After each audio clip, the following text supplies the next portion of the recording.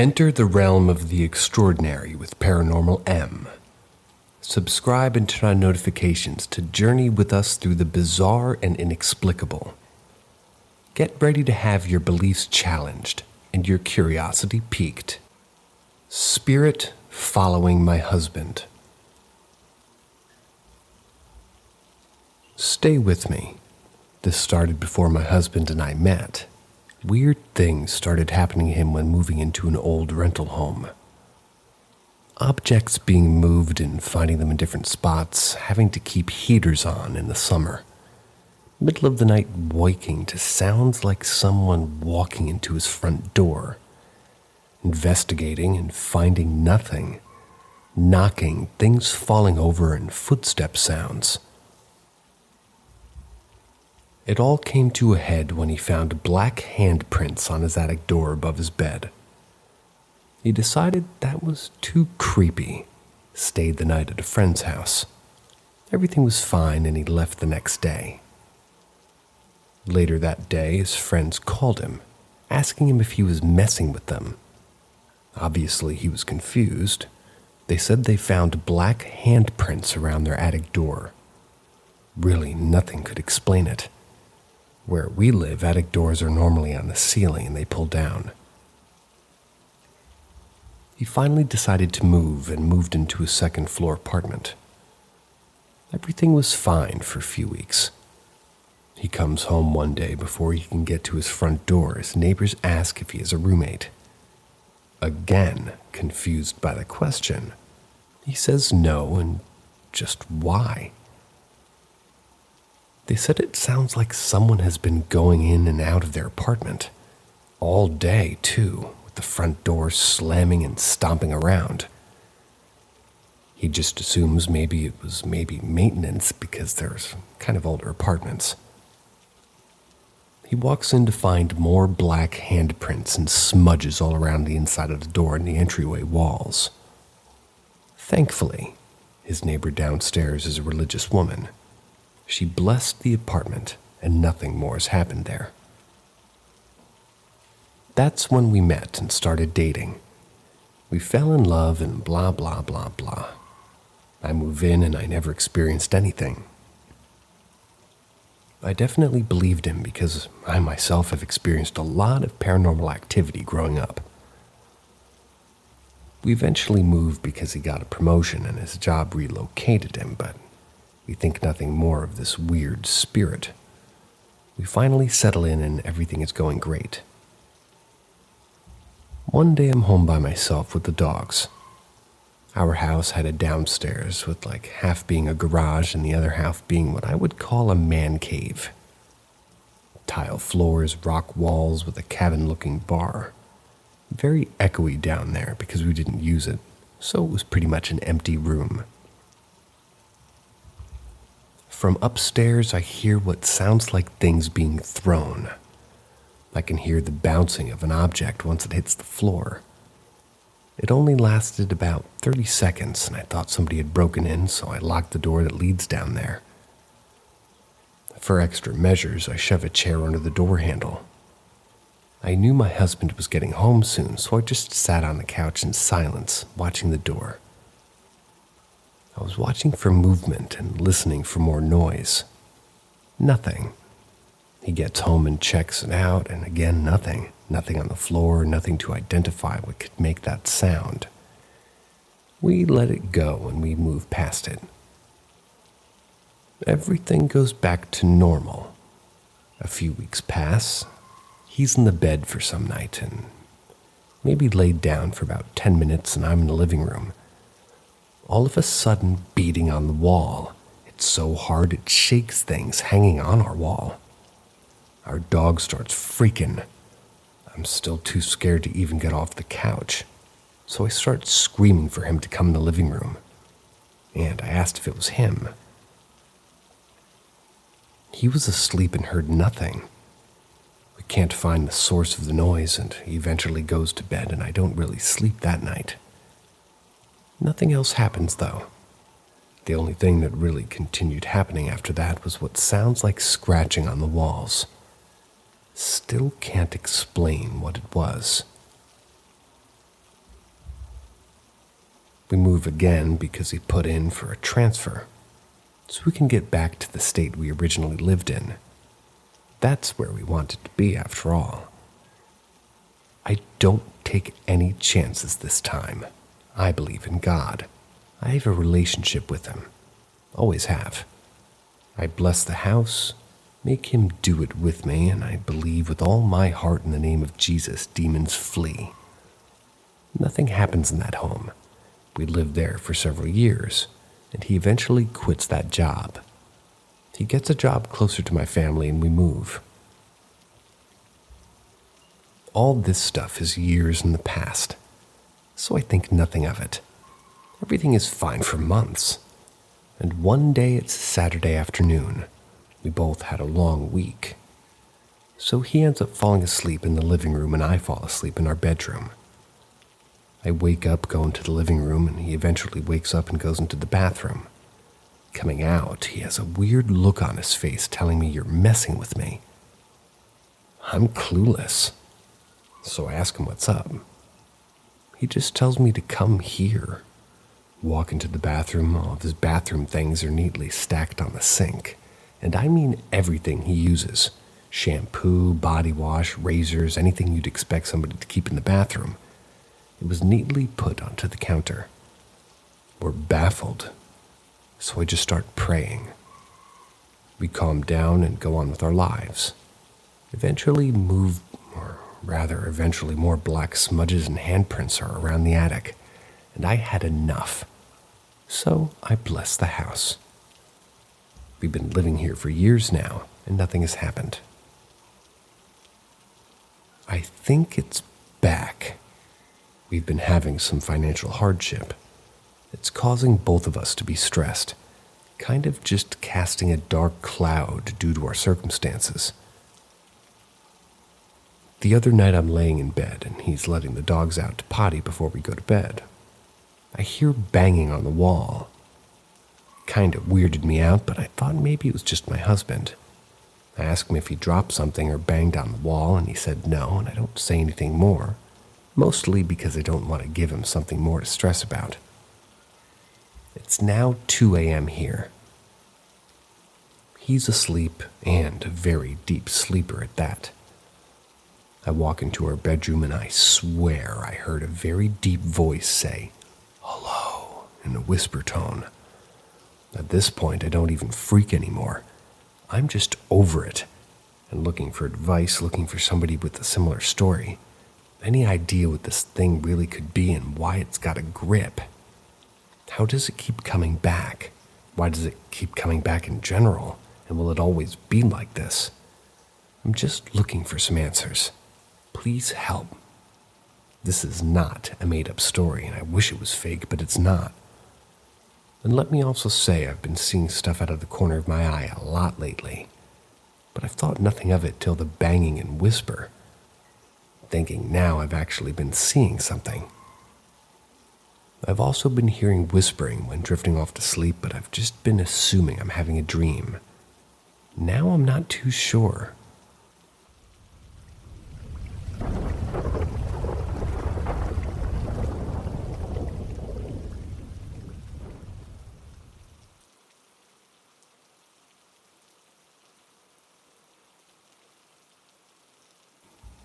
Poster fire. The Bothell Hell House. Spring 2014. Not that many poltergeist survivors can say they witnessed seeing a poltergeist flee the scene of a crime. And by crime, I mean arson. I can. One of the most horrifying events I faced while living at the Bothell home was the day the poster caught fire in my office. Recap. Tina and I had witnessed a lot of activity in the weeks leading up to the poster catching fire, and I'm talking about bar stools being thrown. Our bedroom light was going off and turning back on by itself in the middle of our sleeping.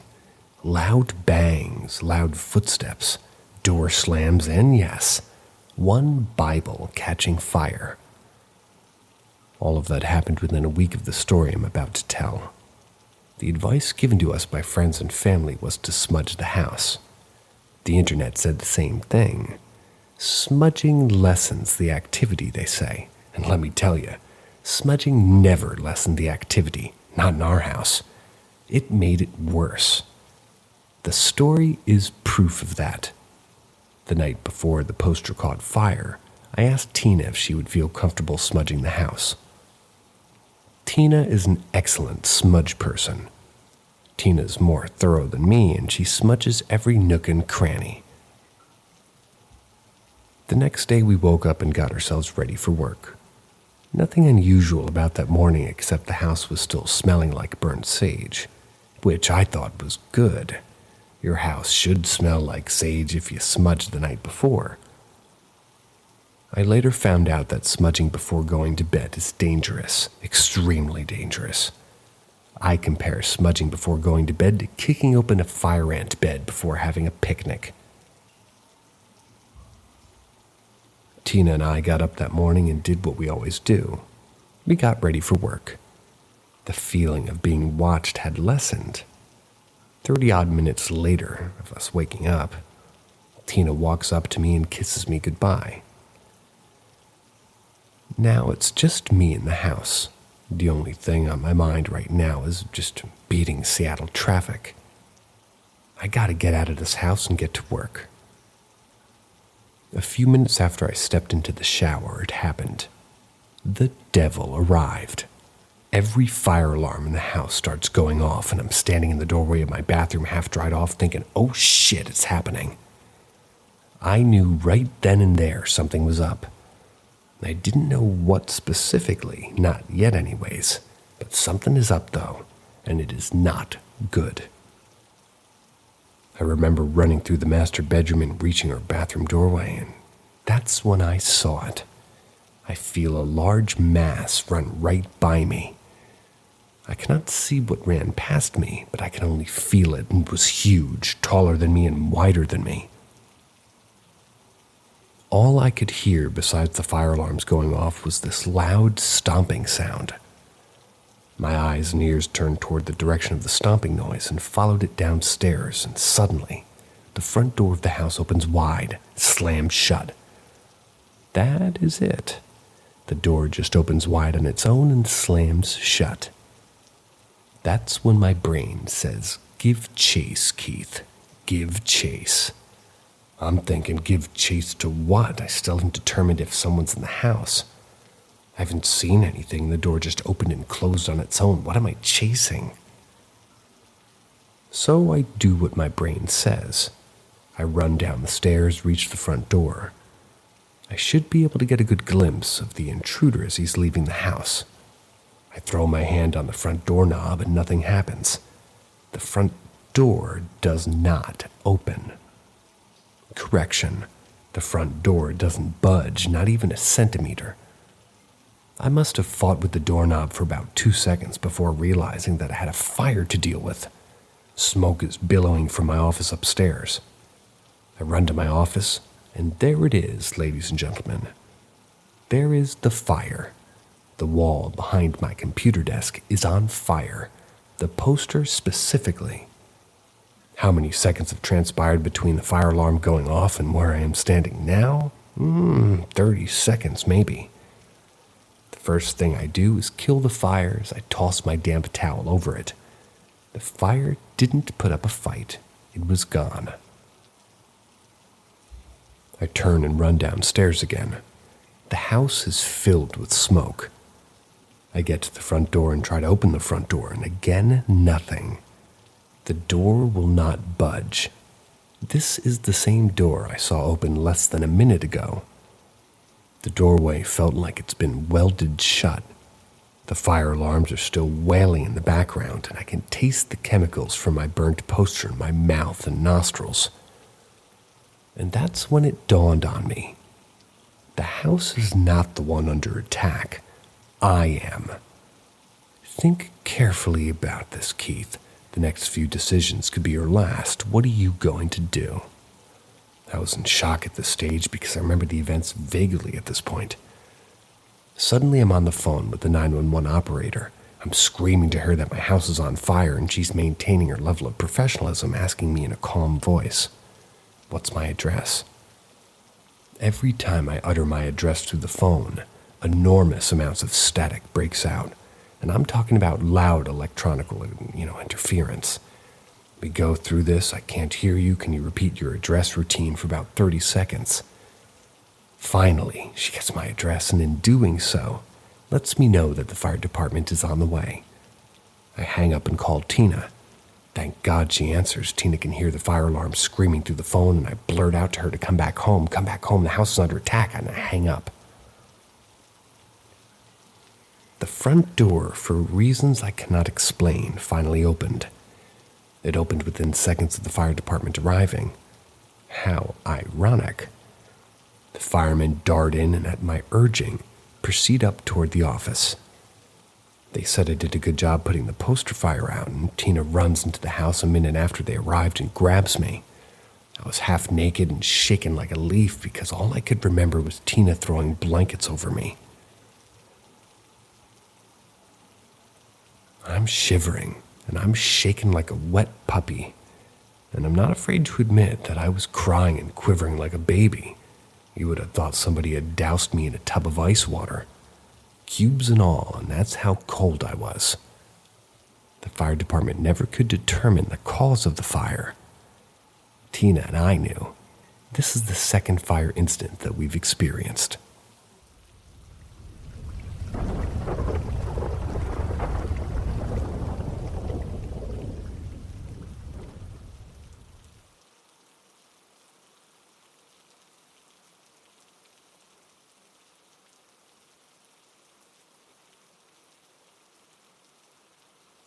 The missing key, car key fob.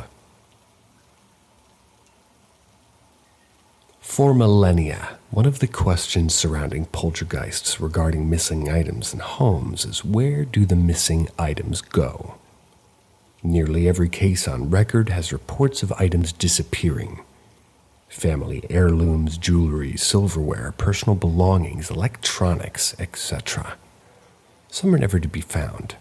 Several theories, one in particular I subscribe to, say the items never left. They are still within the house, out of reach and out of sight from the house occupants. Some believe the items are appearing in other people's homes, appearing elsewhere. If you consider the stories of items appearing inexplicably in homes that no one inside the house owns there might be some truth to that. And with good reason, with good evidence. Evidence from the Bot Hell house. And from other poltergeist cases too, and I might add. But there's a third theory, a subset of the second theory I just mentioned. Items that go missing are often found elsewhere in the home, sometimes immediate, other times within days, weeks, months, and yes, even years. The items found in other parts of the home after it's been registered as missing is almost always out of place, perhaps suggesting it was strategically placed. Example number 1. One of the weirdest phenomena Tina and I experienced while living in the Bothell home was the incident where we woke up in the morning and found kids' toys placed dead center on the steps of our staircase. Kid toys on the coffee table, kid toys on countertops, and we don't have kids. It doesn't take a rocket scientist to know that these toys were put in places where they would be noticed immediately. But that's benign activity. The more sinister example I have of an item gone missing only returned to a different location inside our home.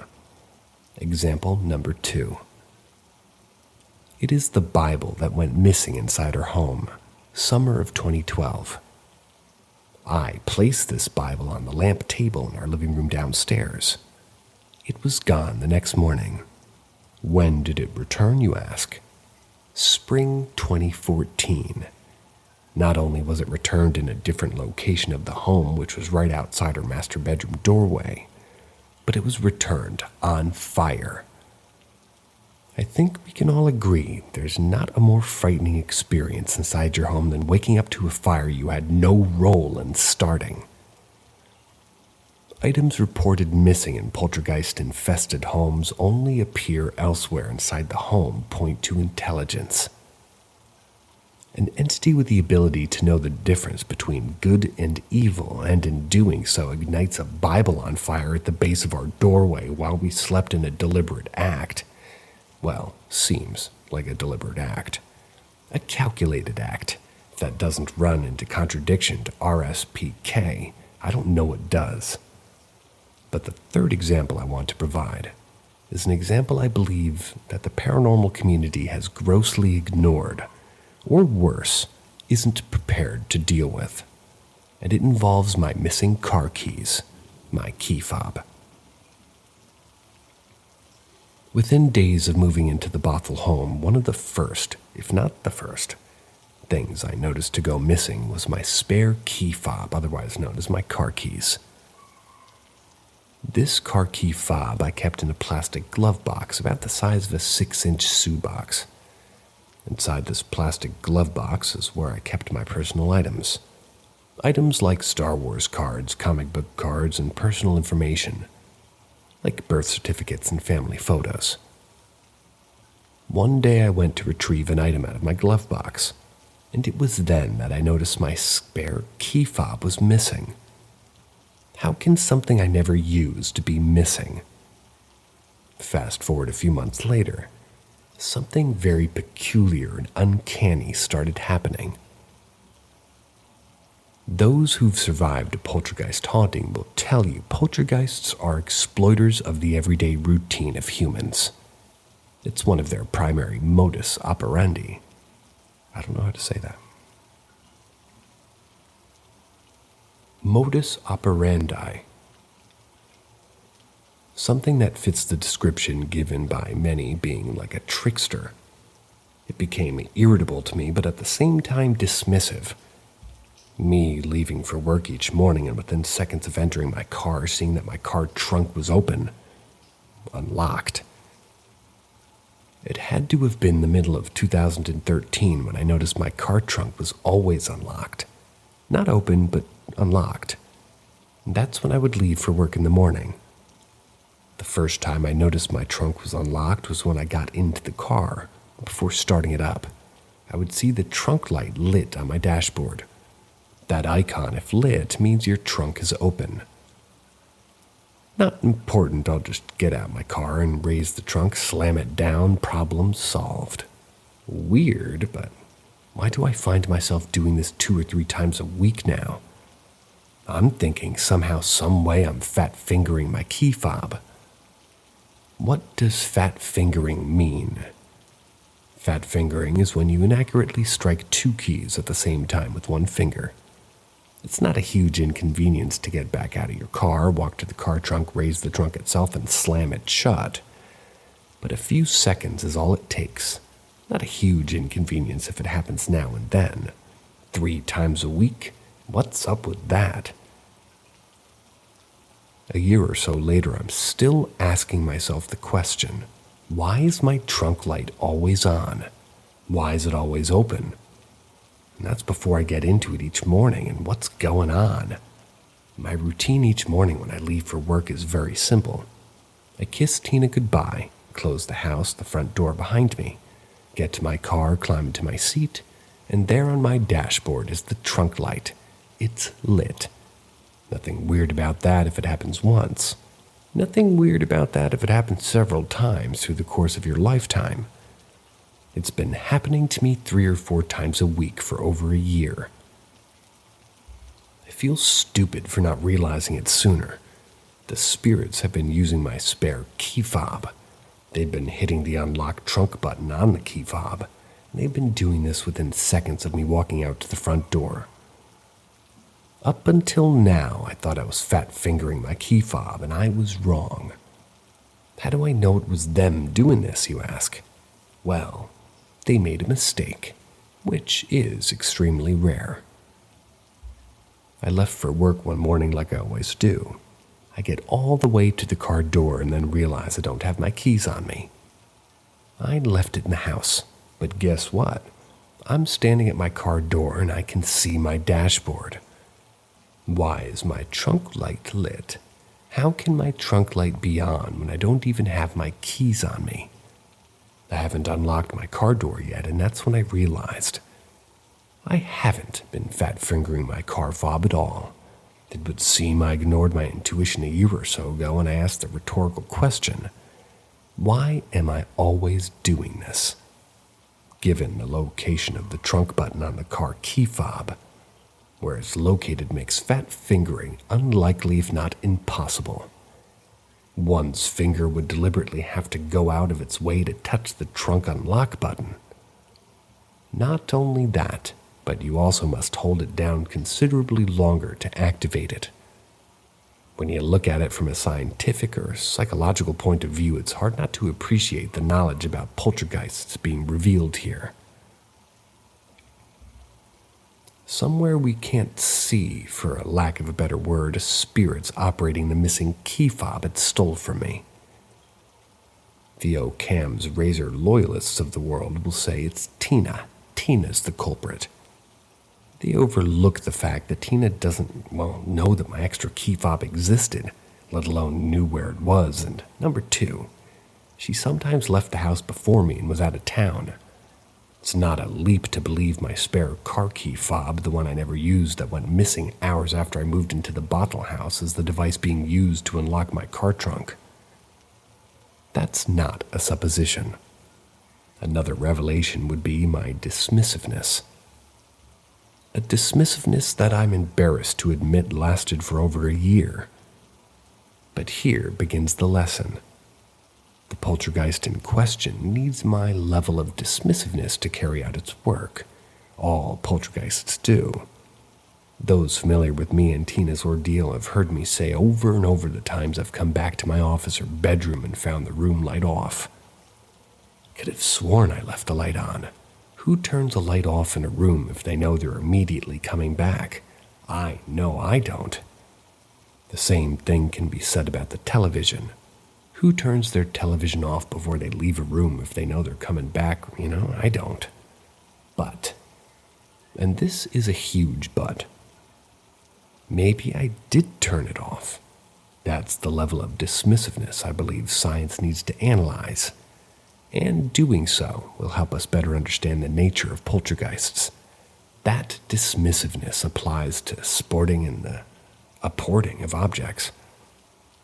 It's impossible to know every item missing in the bottle house simply for the fact that some items are just too insignificant to remember. As are some of the items that inexplicably appeared.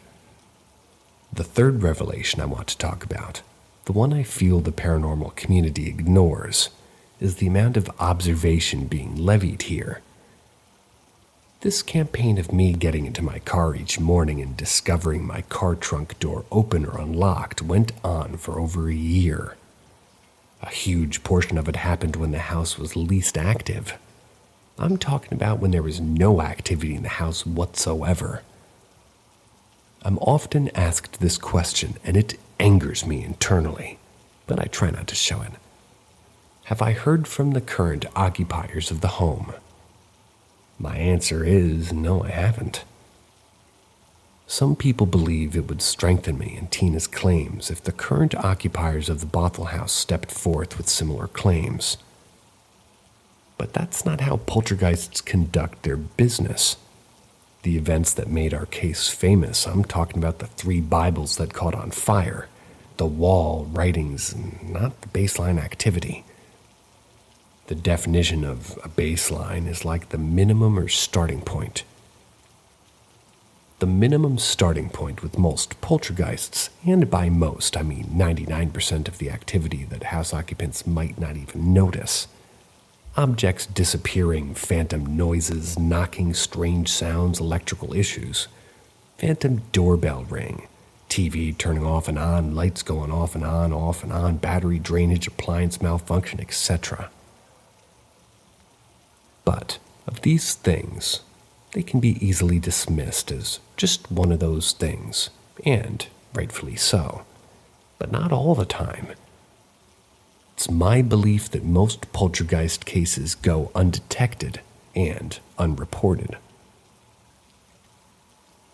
Parapsychologist Steve Mera He said it best when he said, "It's possible the current occupiers of the home will have things happen and just not know it. The activity I regard as baseline activity camouflages itself extremely well in the things that we consider routine. I can't tell you how many times I had a certified electrician over to troubleshoot the house's electrical system, only to find that there was nothing wrong. How many times have we had the cable guy over? How many times have we had the appliance mechanic over? How many times have we had the ADT security guy over? How many times have we had Verizon over? How many times have we had Comcast, now Xfinity, over? How many times have we had the utility come over to investigate things? Nothing was ever found wrong or out of the ordinary. You can't fix what's not broken, that's all they would say. The spirits in question never entertained the possibility that I might forget my car key or my car fob one day. Had I had my car keys on me, I would still have been dismissive. Their level of observation and desire to observe me, leave the house each morning and all that, and in doing so they unlocked the trunk of my car for almost 2 years unabated, not only speaks to a level of trickery, observation, patience, and commitment, but dedication. That's the point I want to bring home for all who read this. Study this. Read 3 books I've written. Reread the cases you've already studied or acquired. Ask the house occupants, your open cases, to tell you things that they haven't told you. Do all of that and more, and you'll begin to see. We're dealing with intelligent third-party entities, no RSPK. So, where is my car key fob?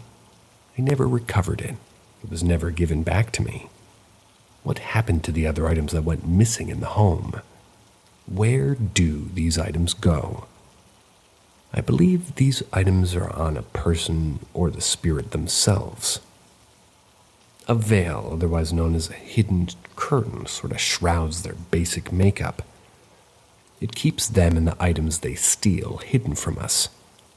These items that go missing the world over are not sitting in some poltergeist cave or poltergeist storage facility, although that would be cool. Nor are they in crawl spaces or cavities of the home.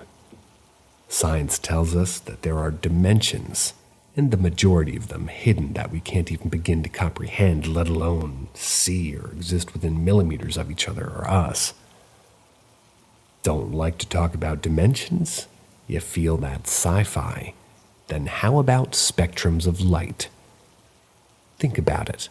Our visual system can paint a vibrant portrait of the world. Its palette of colors is quite limited, as we only see between 390 to 750 of the full electromagnetic spectrum, and that's while the remaining trillion wavelengths escape our view. Infrared waves are a portion of the light spectrum that follows red. They have longer wavelengths than visible light, ranging from 700 nanometers to 1 millimeter. This renders them invisible to humans in almost all conditions. That's just one example. My conclusion being humans with the naked eye don't come close to seeing anything in existence. Some of these missing items are still in the home. Tina, I, and anyone else for that matter are just blind to them. I believe some items that went missing are appearing or will reappear in the Bothell house. Remember the letters from previous tenants reappearing in the kitchen drawers after Tina and I moved in? Drawers that were occupied with stuff that we put in, and other homes throughout the world for that matter.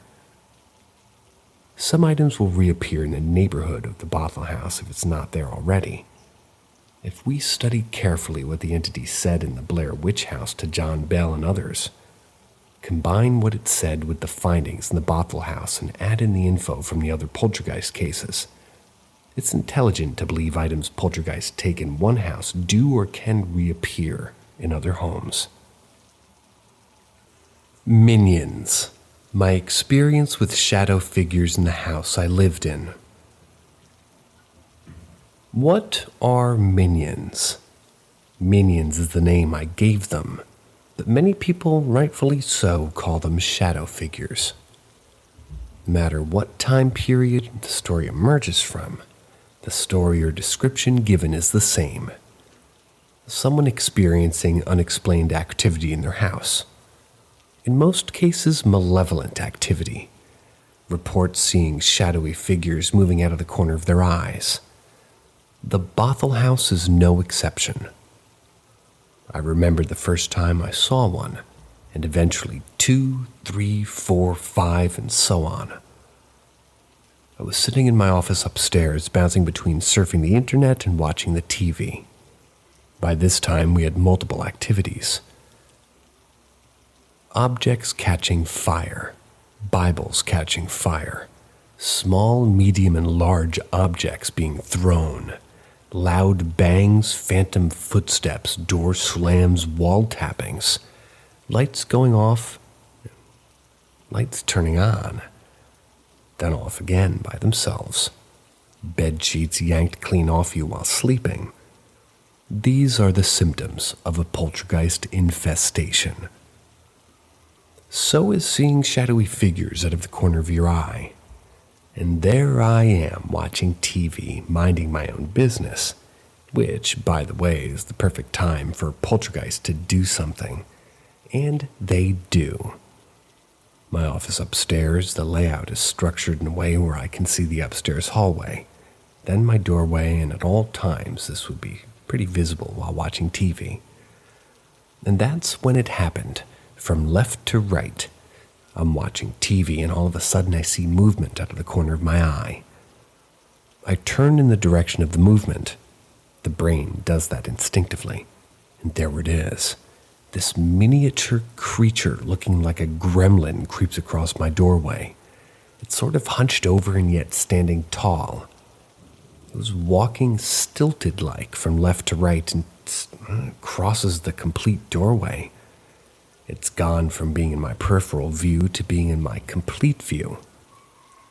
I'm not quite sure what it is I'm seeing, and in my opinion, that's the human brain being in denial as to what's really happening. It's in denial of what it's actually seeing. This thing, for lack of a better word, tippy-toes across my doorway until it gets to the bedroom to the right of me and disappears. I get up a few seconds later to investigate. I go to the room and I saw whatever it was creeping into, and of course nothing is there. There will be multiple occurrences such as this in the Bothell House. Anyone who's seen a shadow figure will tell you there's nothing like the first time. The first time, like most poltergeist incidents, breaks the seal. What do I mean by that? Days, weeks after this incident, I began seeing more than one shadowy figure. Oh yeah, multiple shadowy figures. No longer moving left to right, nope, now walking directly towards me. But this is the interesting part. As they move closer to you, it looks like they're moving farther away and vice versa. For reasons I can't explain, at least not here, they would go in and out of frame, meaning that they would disappear and reappear, sometimes closer to you when they originally appeared. Sometimes they reappeared farther away. Why is that? But why the term minions? Well, based on what I've seen, and I've seen a lot, these shadowy figures, I believe, were responsible for 85% of the geist activity in our house. I believe minions, what some call shadowy figures, are responsible for the majority of poltergeist activity. The EVPs, unexplained voices captured by paranormal teams, and parapsychologists from the US and UK, over 600 plus to be exact, suggest that these shadowy figures, minions, work in tandem. They group think. They're the ones that poke me at night while sleeping. They pull sheets clean off the bed. And of me while sleeping. They're responsible for the mattress indentations, the pulsating I feel coming from my bed mattress and pillow. Yep, pulsating, like a heartbeat. Indentations like invisible paw prints, like a stealth invisible small pet, like a small cat or a small dog making its way towards you while you're laying in bed. Awake or asleep, it doesn't matter. You feel the indentation nonetheless until it reaches you, then suddenly a swoosh feeling. I liken it to touching those electric cattle fences that farmers and ranchers use to control their cattle. I touched one by accident as a kid. The swoosh I feel after whatever it was reached me. That sudden jolt. Not painful, but very uncomfortable. Frozen, numbing, tingling, and in some instances euphoric, if that makes sense.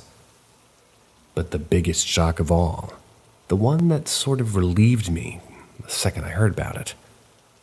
And rightfully so. Someone else, a previous tenant at that, experienced the same thing. It's proof that I'm not crazy. When I finally got a hold of one of the previous tenants of the Bottle House, the family that lived in the house 5 years before we did, the wife and the mom, may she rest in peace, told me that she and her son both saw a shadowy figure out of the corner of their eye. His bedroom is now my office, but it gets scarier. In 2014, when she finally reached out to me, she said he occasionally tells her that he still sees them out of the corner of his eye today. 5 years later, ladies and gentlemen, after they moved out of the Bottle House. That worried me, and guess what? 7 years after moving out of the Bottle House, I still occasionally see them, as do some of my friends who associate with me, especially those who have a self-sense of righteousness. Make of that what you will.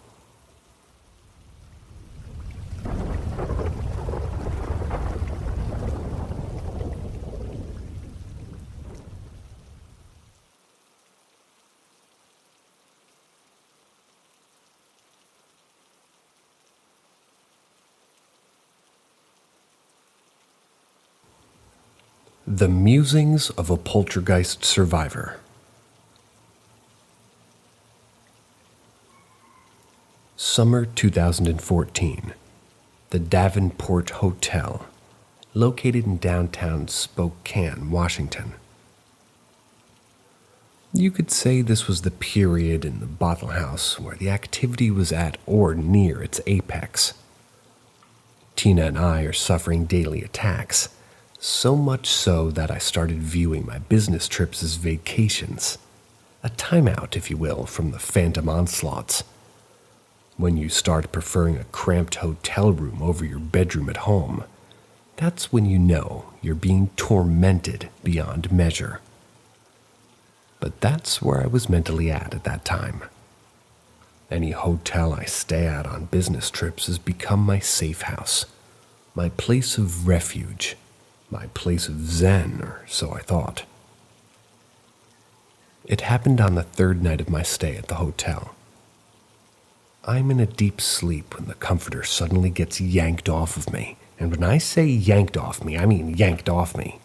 Think drill sergeant arriving in the military barracks at 4 a.m. and yanking the sheets off a private. That's how abrupt it was. I wake up immediately and see the sheet that was once on me now lying on the floor a few feet away. The room is pitch black. Was someone in the room with me? Of course not. All I could do was turn on some lights, rise from my bed and survey the room, waltz over to where the bedsheets were lying, pick them up and return to bed. I'm frightened, but where's this going? What's going to happen next? I don't know how long it took me to fall asleep again, but I eventually did. But not before replaying the previous evening. I remember my laptop rebooting on its own several times throughout the night. I couldn't explain it. I remember having so many problems with the hotel's Wi-Fi that I had to call downstairs and complain. A technician arrived minutes later to investigate, and like the equipment malfunctioning happened in the Bothell house, the technician couldn't find or explain the root cause. The Wi-Fi was working fine in every room except mine. Looking back on it now, those events in their totality reveal I was not alone. This leads to my second story, later that morning. I woke up again at 7 a.m. the next day. I saw my cell phone was off and fully charged, but off. I didn't turn it off before I went to bed. Doing so would violate the agreement Tina and I, we had this when either of us was traveling. That's to keep our mobile phones fully charged and accessible. It upset me to see my phone was off, and after the phone powered up, all these text messages came pouring in. The first text message at 2 a.m. read, "The door slammed in Kim's room. Kim didn't hear it or even wake her up. Call me." No answer. Minutes later, another text message. Loud banging came from the hallway and loud banging from the guest bedroom. I keep calling Kim, but she won't answer. I comb through the other missed text messages and I see more missed messages. This one came in a few minutes ago. It reads, "Loud bangs, loud bangs. Kim was taking a shower and the door slammed shut on her. We're leaving." I got Tina's voicemail every time I called. According to Tina's morning text messages, it sounded like Tina and Kim were being run out of the house. I finally get a hold of Tina about after the 10th time of trying. Tina was on her way to work when she answered. So what happened? According to Tina, a series of bangs and door slams. Kim's bedroom door slammed shut. Kim didn't wake up. The lights in the hall flickered off and on, followed by more bangs. The bangs kept going throughout the night. The bangs and thuds finally woke Kim, and she walked to Tina's room and they agreed they might as well stay up since the banging was happening. Morning came. Kim left to take a shower. Unfortunately, the bathroom door slammed on her within seconds of her showering. The incident startled them so much that they said, "Screw it. Let's get dressed and get the hell out of here." Both ladies were pretty much running for the door. Tina even told me the last banging noise they heard was right when they reached the garage door to leave the house. Kim says to Tina, and I quote, "I'm never coming to your crazy house again." There's a lot to unpack here. It might be difficult, but try not to focus on individual events for now. Instead of relying on everything you think you know about the poltergeist, please absorb what I just told you. This was a well-orchestrated attack in 2 locations, an attack that spawned several questions and revelations, those being as follows. Poltergeists can be in 2 places at once.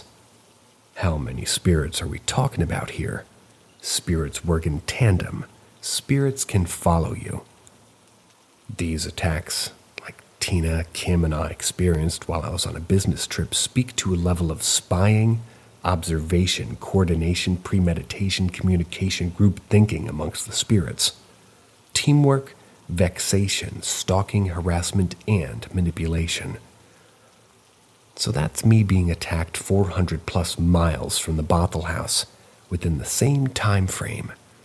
That was the same time frame Tina and her best friend Kim are harassed and attacked. This will not be the last time I was attacked while traveling on business. As mentioned in my first book, The Bothell Hell House, these attacks are like campaigns. There will be other instances where the sheets will be yanked off me while I'm sleeping while home and abroad. I thought it would lessen once I moved out of the Bothell house. It hasn't. Read my second book, Attachments, Poltergeist of Washington State, Part 2. Let me detail how my friends were attacked at the height of me and Tina's activity. Tina and I don't like it, but I can understand or accept my getting attacked elsewhere. Based on ignorance, I assumed that ghosts couldn't follow you.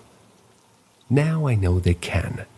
But why my friends? Why attack Kim? Some of the things my friends have told me rival anything Tina and I have experienced. A triangle of sorts. Poltergeist activity happening simultaneously in 4 locations. Support contagion theory. Might be a square of sorts. Kirkland, Washington, summer 2014. One night I got a phone call from my female friend, a real estate attorney. The lights in her kitchen and living room are going off and on in every room upstairs. At the same time, she's having electrical issues. I'm having difficulty capturing the light show in my upstairs office and guest bedroom using recently bought Foscam cameras. With a long F. My cell phone rings and it was my attorney. She was freaking out tremendously. I asked her what was happening and she told me the lights in her house were going off and on like crazy. The way the lights inside her home in Kirkland, Washington were going off and on was identical to how the lights in our house were behaving at that moment. The odds of 2 homes having the same issue 20 plus miles away from each other is zilch. Simultaneous light phenomena in 2 locations. Months later, my friend told me about these instances, which I believe led to us becoming estranged. We used to communicate often, and now we don't communicate at all. California home. I don't talk about this incident much, and I'm not sure why, but maybe because it involves children. Spring of 2014, my friend calls me. I could tell she was frightened and nervous by the tone of her voice, and rightfully so. Her son comes into her bedroom, sits on her bed, and begins telling her about the horrific events happening at Keith and Tina's house. How could he know that? She's not confided in him about anything. So she asks him, "How do you know these things?" He says a voice told him. Some of you reading, I'm sure, are parents, and it would be frightening to hear your child tell you that they hear voices. Not only that, but he knows the goings-on at the Bothell house. But it gets worse. When my friend asks her son to explain he means by voices, he replies the voices he hears comes from under his bed. But the most unsettling revelation, if not prophetic, is that the voices told him that they're not through haunting us, Keith and Tina. They're just getting started. My friend's son told her during the time that the first Bible reappeared on fire, days before the infamous Katy Perry weekend and poster fire incident. As you know from reading the Bothell Hell House, these are without a doubt the most horrific events we experienced. It was an activity just about every day for about 7 months. Kirkland, Washington, summer through fall of 2014. My attorney was unloading her groceries one day. She made back and forth trips from the car to the kitchen. She returned to the kitchen a few minutes later and discovered half of her groceries were gone. She should have 5 bags on the table, and instead she had 3. Those missing grocery bags were never found. California home. Amid Tina and me fighting for our lives, my female friend, the attorney, tells me about spring to summer of 2014 of 2 unsettling instances. Coat hangers were flying out of her bedroom closet one by one. Now, when I say flying, I mean flinging from the closet, projectile speed to the room's far corner. This happened on multiple occasions. One night while working in her office, my friend is alerted to strange noises from the kitchen. The noise began gradually but picked up in a short time. She rose from her desk area, headed toward the kitchen, and saw corks spread throughout the floor. The popping noise she heard was the sound of corks popping from wine bottles. She then witnessed dozens of corks flying midair, ricocheting off the walls, only to finally rest on the floor. And this happened multiple times. Hawaii home, summer of 2014. My friend arrives in Honolulu to spend a vacation with her children. After seeing her arrive, her next-door neighbor walks over and tells her that he could have sworn she had been home. My friend, with a look of puzzlement, asks why. He tells her that he and his wife have been hearing what he thought was a house party inside her place. For several days, the weekend especially. He and his wife have seen the light go off inside the house and loud music and commotion, what he described as people being festive. My friend tells him the house isn't occupied, no live-in guests whatsoever. He swears up and down. What he heard was so real, so vivid, my friend is even more eager to get into the house to see if it's been vandalized or home-wrecked somehow, only to find that it has not. The security system is still on, nothing's out of place, nothing is missing. The only thing she noticed was weird was that every kitchen cabinet door was wide open. So she called me.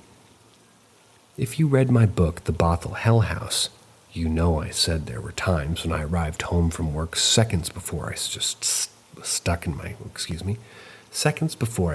house key in the keyhole of the front door. I could hear sounds coming from the opposite side of the front door, and I described it as a mass chitter-chatter, like conversations between multiple people. Other times I've walked through the front door and heard a massive commotion. The way the noise sounded suggests I walked in and disturbed something. A mass dart of footsteps, multiple footsteps thundering up the stairs, only to fade out as the steps entered the master bedroom or my office. It's as if I caught whoever was there by surprise. The Linder Family, 2001, The Linder Family. During the spring to summer 2020 COVID lockdown, I learned that my mom and my twin brother experienced strange events in their homes during and after I moved out of the Bothell house. If you read my second book, Attachments, Poltergeist of Washington State Part 2, you know there were activities that I began experiencing that I never experienced in the Bothell house itself. It's like I had completed one phase of having done so, graduated into something new, something more sensual, more ethereal. During that period, my family began to have geist-like activity in their homes, and even weirder, began seeing shadowy figures. Meanwhile, the woman I date and coworkers I ride in the van pool with to work are telling me about events they're experiencing, like missing car key fobs, home television turning off and on at will, and more. In the meantime, I'm being visited at night by beings I can only describe as hideous and kind of beautiful in appearance. All of this is detailed in my second and third books. My younger brother, Michael, reveals during COVID 2020 lockdown, family members had strange encounters, info that was purposely kept from me. My youngest brother, Michael, who lives in Memphis, Tennessee, was dealing with personal issues due to that time and was making frequent trips to visit my mom in Houston, Texas, and our brother in Austin, my fraternal twin. Michael let it be known during our conversations during the COVID nationwide lockdown that our mom saw shadowy figures in the house she lived in. I find it interesting she's confiding in him and not me. What's more interesting than that is that when she began to see these shadowy figures, it was the same time I was physically transitioning into my second place of residence. My fraternal twin brother Kevin was having nightmares and night terrors and experienced what can only be described as attacks. This was news to me. My mom and I were very close. On average, we talked 3 times a week. It surprised me to hear this news based on how often we talked, and as sad, confused, and disappointed as I was, I understood why she kept this information from me. No mother will increase the burden her son might be facing. And in my case, it was the Bothell Hell House. I never told her that's exactly what I was seeing. It made sense, though. If you happen to be a poltergeist of Washington State fellow equivalent, or a technical fellow, to my knowledge, there's only one at the time I wrote this. You know, there's an EVP on my YouTube channel that I captured while I was in Houston, Texas. I was visiting my mom, where I asked the question while laying in bed in the middle of the night if there were any spirits present. If yes, then where were they from? The answer I got was Bothell. Where are these shadowy figures appearing? According to my brother, my mom's bedroom and closet. Understand, my mom could never get past chapter 1 of the Bothell Hell House. My siblings, 2 brothers and 1 sister, never read my books, not counting myself. African Americans don't like to talk about the paranormal, let alone write a book about it. It's a touchy subject in many African American households. It shouldn't be discussed unless necessary, which means only with one confidant, preferably your minister. My brother visited my mom multiple times a month from 2016 to 2019, and this gave him front row seats, to see what my claims were that she was seeing. My mom would call him to investigate what she would describe as a movement out of the corner of her eye. Having never watched the Travel Channel, she described a shadow figure moving about in the bedroom closet.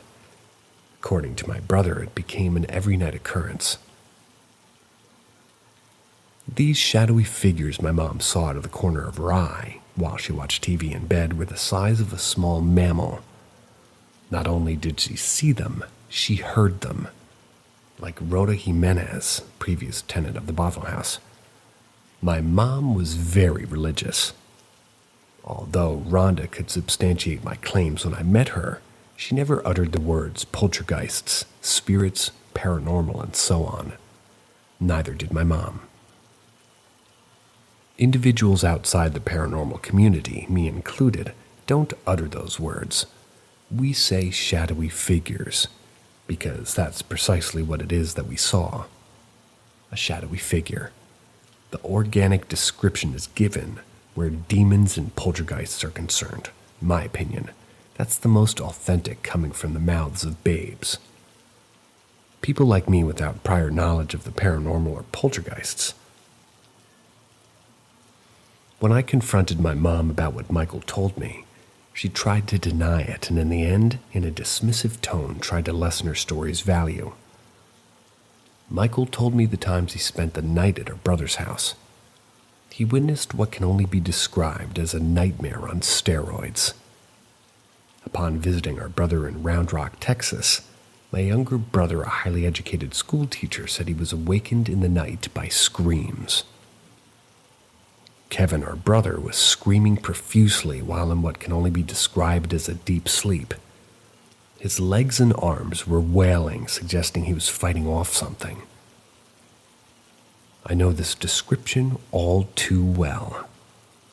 I was dealing with it days after moving out of the Bothell House, which is the same period my younger brother Michael visited our brother Kevin's house, my fraternal twin. I sincerely hope whoever is reading this and absorbing what it is I'm trying to say. Based on everything I said, the paranormal community has a lot of catching up to do.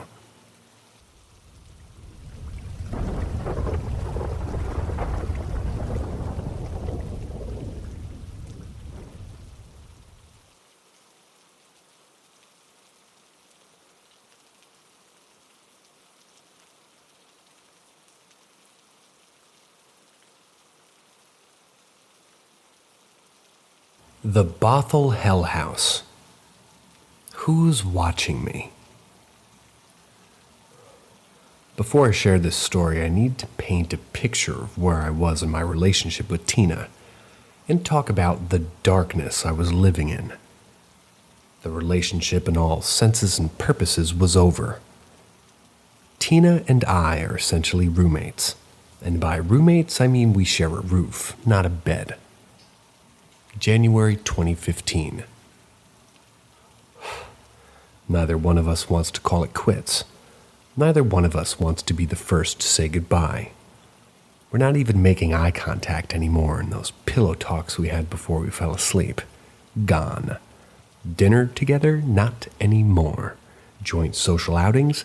Gone. The kisses we gave each other before leaving for work or arriving home have stopped. As depressing and sad as it was internally for me, it was also a moment where I was furious. I'm angry at Tina. I felt she abandoned me. She abandoned the united front that we had. Tina refused to understand that the female jewelry she was finding and sex with other women innuendos were the product of the poltergeist, not me. The spirits in the house knew this. They were successful in separating us romantically, emotionally, spiritually, socially, and physically. The only chance Tina and I had of beating this was to remain united. The idea of me cheating on her created a wedge between us.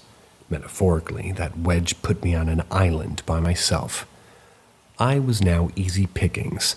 Now the poltergeist can focus on me, and that's precisely what they did. The die is cast. The darkness. I was attacked from mid-November to late February of 2015.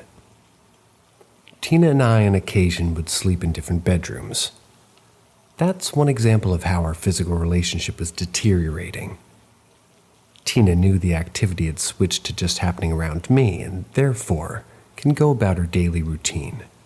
Iron, ironing board, and candles encased in glass are hurled at me the second I lay down, making sleeping impossible. Understand that there's not a moment where Tina and I are in the house where I'm not being attacked. There is no such thing as hyperbole when describing what a poltergeist attack is like. When a spirit decides to center all activity in and around you, you've entered a dangerous phase.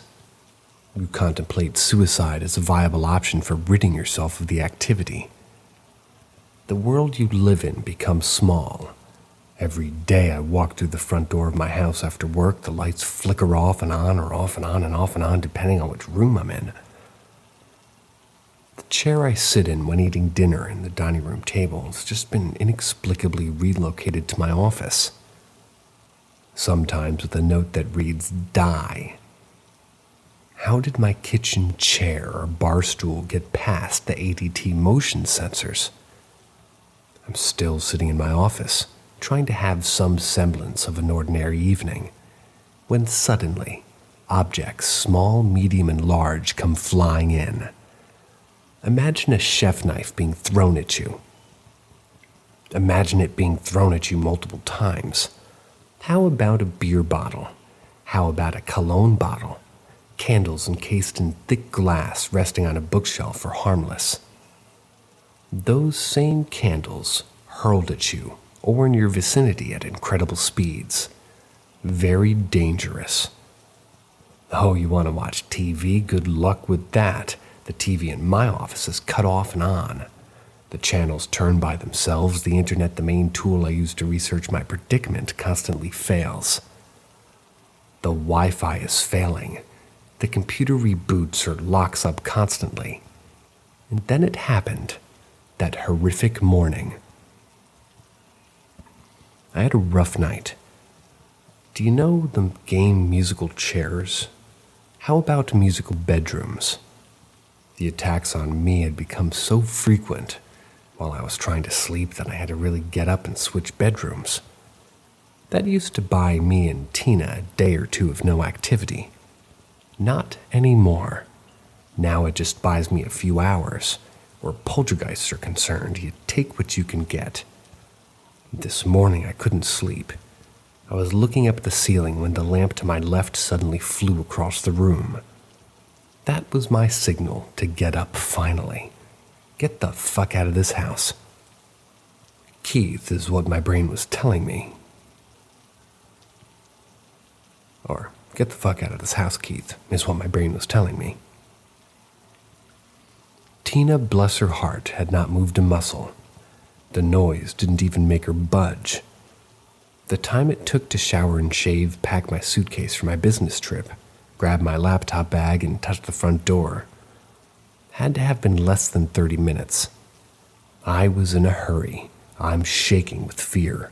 I felt evil in the air. I felt the darkness. That moment where the predator is about to snag its prey, and that was me. I was the prey. I was being haunted. The feeling of being watched was intense. How intense? You're about to find out. There's something about the feeling of being watched. Some instinct embedded into human beings. Be it an inner sense, a spider sense if you will, or better still, a disturbance in the force. You feel it, and when you feel it, you know it's true. You know something's trying to tell you something. One thing I view as a gift and a curse is my ability to sense certain things before they happen. I've always had enhanced intuition. My encounter with these entities seemed to have sharpened it. What is weird, if not scary, is that the entities also know it. I'm talking about my high sense of awareness. The entities are exploiting it, or at times become a victim to it. This intuition or instinct or whatever you want to call it deserves attention. Ignore it at your peril. Not me, not today. I've made multiple trips to my office to my car, and I was loading up my belongings in the trunk of my car when something told me to turn around. Turn around, Keith Linder. Something is looking at you. Something's been watching you ever since you got up. Turn around right now. I did. I turned away from the trunk of my car and looked up, and guess what I saw? My inner voice was correct. The light in my office was off. It shouldn't be. I just walked out of that room 20 seconds ago. There was no reason for that light to be off. I was coming back to that room to get some more things. Wait a minute. Someone is in my room. The Venetian blind is pierced open like somebody was peeking through. And that's when it happened.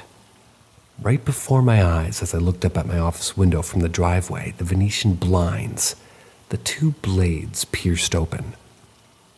They slowly closed. Someone or something was peeking through the blinds, looking dead at me. The timing couldn't have been more perfect. Deductive reason immediately kicks in at an alarming pace. Who's on the other side of that window? Who is in my office? Oh my God, somebody's in the house with Tina. Tina's asleep. Why is the light in my office off? Something just lowered the blinds in my office. Could that be the Gray Lady? Was this a minion? It must be the spirit that threw the lamp off the drawer a few minutes ago. Why else would it be watching me? I should leap in my car and drive off. Drive, Keith. Get to SeaTac, your hotel, and sleep. Those questions run through my head as I stand outside in my driveway. I can't leave right now. Tina's inside the house. We might not be on best terms right now, but I must save her. So I run back into the house, passing her bedroom using my peripheral vision, and I see that Tina's still sleeping in the same position. I reach my office thinking Tina's not in the hallway. Did the person reading this... Hi. This is going to sound weird. I would have preferred to have caught Tina coming out of the office versus what I'm about to find, which is nothing. I got to my office to confirm that the lights were indeed off, and I walked out of this office a minute ago. My heart is pitter-pattering, not because I ran up the stairs at lightning speed. No, I'm frightened. I just saw two of my Venetian blinds open and close while standing next to my car. An invisible hand between two blinds implied someone or something was peeking through my office window. It was looking down at me from the second floor, from inside my office. The most horrific part of this ordeal, and there are many, was when the two Venetian blinds or blades narrowed and closed, implying whoever was looking at me knew I was about to rush back into the house, or that they were done looking at me. I left the house 10 minutes later, heading straight to the airport.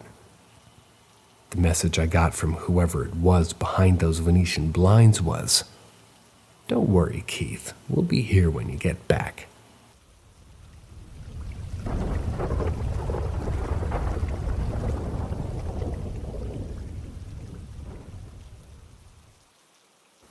Interesting visitor last night, this morning. I was at a wine dinner with friends last night. As the night winded down, my friends, both husband and wife, invited me to stay the night. Laura, one of my best friends, a woman I regard as a sister, went upstairs and sort of tidied up a guest bedroom for me. A few hours later, I went to bed. Between 4 a.m. and 6 a.m., not only that, but they happen when I sleep on my back. But not this morning. I was accosted while my back was turned toward the direction of the bedroom door. It's important that you know the bedroom is closed, and more importantly, that you know its close proximity to the bed I'm sleeping in. We're talking inches. This time of morning, you can consider me a light sleeper. All of a sudden, I feel a presence in the room. The presence walked through the guest bedroom door in a determined fashion. I know because of the footsteps I heard and felt on both sides of the door as they entered. Something has entered the room. It was so real that I almost spun around and turned to see. My mind was thinking, is this one of my friends coming up to check on me? But that's silly. They would have knocked first. Then I remembered from a previous experience that this was an ethereal visit. Let's see where this goes. You see, if I had woken up fully and spun around, the ethereal presence would have evaporated. I then thought, Keith, just continue in your slumber and see where this goes. Do nothing. The presence having entered the room, one immediately gets in bed with me. My back is facing the door. I'm sleeping on the left side of the bed, enough room for a person to enter the mattress and join me. And that's exactly what happens. There were several more footsteps leading to the bed and 2 mattress indentations. 3, 4 loud bangs, which I thought was interesting. A heavy feeling entered the bed. The mattress went down and squeaked due to the extra weight now being in the bed. Then something I never experienced happened. This presence immediately dropped, cradled, spoon position. I felt 2 hands rest on my shoulder and then a warm breath. All of this felt so real that it almost prompted me to spin around. That's how real it was. I was 100% sure it was a woman climbing in bed with me. Fearful it be Laura. Is she sleepwalking? I didn't panic. Not totally anyway. I wanted to see what happens next. All of a sudden, I started receiving and feeling warm kisses on the back of my neck. The kisses went from left to right and right to left. How tight was this presence holding me? How tight were they cradling me? Very tight. Sensual tight, love-making tight. But no intercourse, just a multitude of kisses, soft pecks, and gingerly, I might add, very soft, delicate, and sensual. As always, whenever an entity, i.e. an ethereal presence, touches me, the feeling of euphoria quickly sets in. I had soon evaporated. How long did this last? 1 to 2 minutes. A sense of euphoria leads to my energy being drained. Energy draining then puts me to sleep. And I have to admit, from the manner in which the kisses were applied and the manner I was being held, I have no choice but to believe this presence, wherever it came from, loves me. That's the energy I felt throughout the entire ordeal. Euphoria aside and the feeling of my energy being drained from physical contact, I don't view this encounter as malevolent. Based on what I remember, the word that comes to mind is angelic.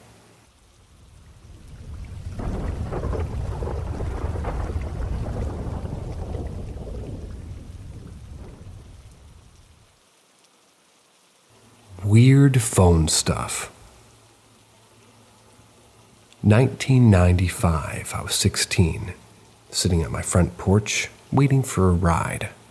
My mom throws open the door and says, "What the hell are you doing?" Me, sitting here. "Did you just call?" "No, Ma, I've been here on the porch." 1995, no cell phones. "Are you fucking with me?" Me, "No, Ma." "Somebody just called and it was you, and you said, 'Hi, Mama, it's me. I wrecked the car. I'm okay and I cut my arm.' Go back to bed. It's all right. I'll call you later. Bye." Later that year, two different people who aren't close to another both tell me that they had a dream that I was sitting in a red car in a parking lot crying. 2 years later, I crashed my red car, graduation present in 1996, and called my mom in the middle of the night and said the see above, but... Forward roll to 2012, and I'm now 34 with kids. I'm on the toilet in the bathroom, and I had the landline cordless phone with me in the bathroom, and it rings. Caller ID says that it's my cell. They think it's my kids calling me to be funny, and I say, "Hello," and my fucking own voice says hi. I called myself. My cell logged that it had called my landline. It happened. I don't know. And neither do I. See ya.